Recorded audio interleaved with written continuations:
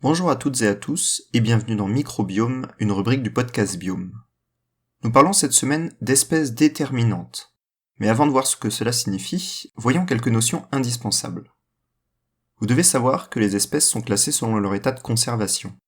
De préoccupation mineure, donc a priori non en danger, à éteinte, malheureusement, en passant par différents états de vulnérabilité plus ou moins forts. Cet état de conservation est défini par un organisme international, l'UICN en français, l'Union internationale pour la conservation de la nature. C'est donc l'état global de l'espèce sur la planète. Mais une espèce à préoccupation mineure, ou vulnérable, à l'international peut très bien, au local, dans un écosystème, avoir un tout autre statut non officiel.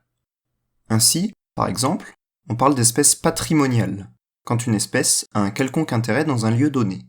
C'est un statut non officiel, mais qui peut présenter un grand intérêt.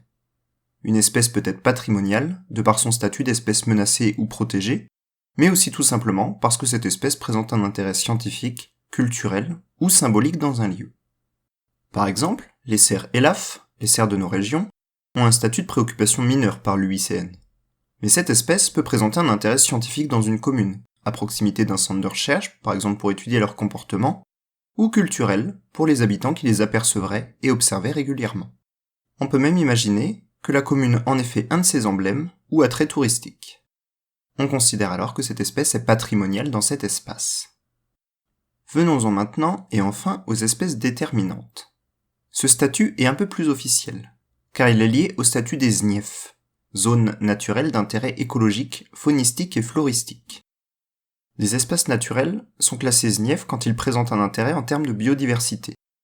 C'est un programme d'inventaire de biodiversité créé en 1982 par la ministre chargée de l'Environnement Huguette Bouchardot.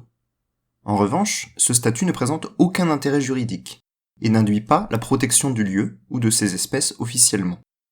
Mais dans les ZNIEF, suite aux inventaires, études, observations, on peut décréter qu'une espèce est déterminante pour ce lieu, car elle y est vulnérable, car elle est endémique du lieu, ou car elle présente un intérêt pour le lieu, par exemple des végétaux formant des habitats, un rôle écologique, etc.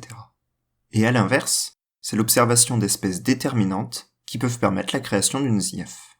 D'ailleurs, on parle également d'un habitat déterminant, car celui-ci présente un intérêt pour des espèces déterminantes. La semaine prochaine marquera le 22e et dernier épisode, pour le moment en tout cas, de Microbiome. L'occasion de vous parler des 3 niveaux de la biodiversité, mais aussi de vous présenter la suite pour Biome. Bonne fin de semaine et à bientôt dans Biome.